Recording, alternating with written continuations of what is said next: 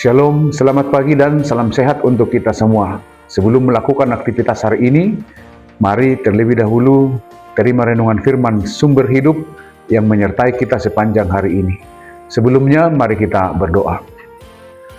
Kasih karunia dan damai sejahtera dari Allah Bapa kita dan dari Tuhan kita Yesus Kristus menyertai kamu. Amin. Sambutlah firman Tuhan, firman sumber hidup yang ditetapkan untuk hari ini. Tertulis dalam kitab Kejadian 1 ayat 27. Demikian firman Tuhan. Maka Allah menciptakan manusia itu menurut gambarnya. Menurut gambar Allah diciptakannya dia. Laki-laki dan perempuan diciptakannya mereka. Dalam bahasa Batak dikatakan, jadi ditoppa de batama jolmai tumiru rupana, rupana ditiruhon de bata lahomanoppa ibana, bawa luhut buru-buru nasida ditoppa. Demikian firman Tuhan. Jemaat yang dikasihi Tuhan Yesus Kristus, ada 3 makna dan penegasan dari firman sumber hidup kita hari ini. Pertama, bahwa manusia diciptakan oleh Allah. Kedua, manusia adalah milik kepunyaan Allah. Dan ketiga, manusia diciptakan segambar dan serupa dengan Allah. Dan perlu kita sadari bahwa gambar Allah dimaksud tidak berarti secara fisik, tetapi lebih kepada cerminan sifat-sifat Allah seperti kasih, kebenaran, kekudusan, dan kemampuan untuk berelasi. Oleh karena itu, kita sangat perlu untuk menyadari bahwa kita ini memiliki nilai, martabat, dan tujuan yang istimewa.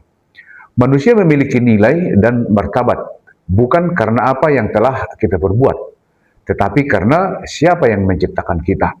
Dan itulah tujuan yang istimewa itu, agar kita mewujudkan gambar Allah itu di dalam kehidupan kita. Di mana gambar dimaksud yang tadi adalah tentang kasih, kebenaran, kekudusan, dan kemampuan untuk berelasi dengan sesama manusia. Ada sebuah cerita menarik tentang firman sumber hidup kita hari ini. Seorang anak perempuan mendapat hadiah sebuah cermin dari ayahnya. Awalnya ia sangat senang, tapi lama-kelamaan ia kecewa karena di cermin itu ia melihat wajahnya tidak secantik orang lain. Lalu ia kembalikan cermin itu kepada ayahnya dengan alasan yang tadi. Dia lihat di cermin itu ia tidak secantik orang lain. Lalu ayahnya berkata, cermin ini bukan untuk membandingkan diri kita dengan orang lain, tetapi untuk mengingat bahwa kita ini adalah ciptaan yang berharga. Dan setiap kali kita melihat cermin, ingatlah bahwa kita ini diciptakan dengan tujuan. Itulah yang kita maknai dari firman sumber hidup kita hari ini. Jemaat yang terkasih, firman sumber hidup hari ini mengingatkan bahwa kita adalah pantulan dari Allah. Kita membawa nilai, martabat, dan tujuan dari Sang Pencipta kita. Oleh karena itu sadarilah bahwa dunia sering menilai kita berdasarkan penampilan, prestasi, dan status yang kita miliki. Akan tetapi, firman Tuhan mengingatkan bahwa nilai diri kita tidak ditentukan oleh manusia, tetapi ditentukan oleh Allah sendiri. Sebab kita adalah ciptaannya dan kita berharga di mata Tuhan. Walau gambar Allah rusak karena dosa, melalui tebusan pengorbanan Kristus, gambar tersebut dipulihkan menjadi manusia baru yang benar dan kudus. Laki-laki dan perempuan diciptakan setara sebagai wakil Allah untuk mengelola bumi, memantulkan karakter Allah, dan bersekutu dengannya di tengah-tengah perjalanan kehidupan kita.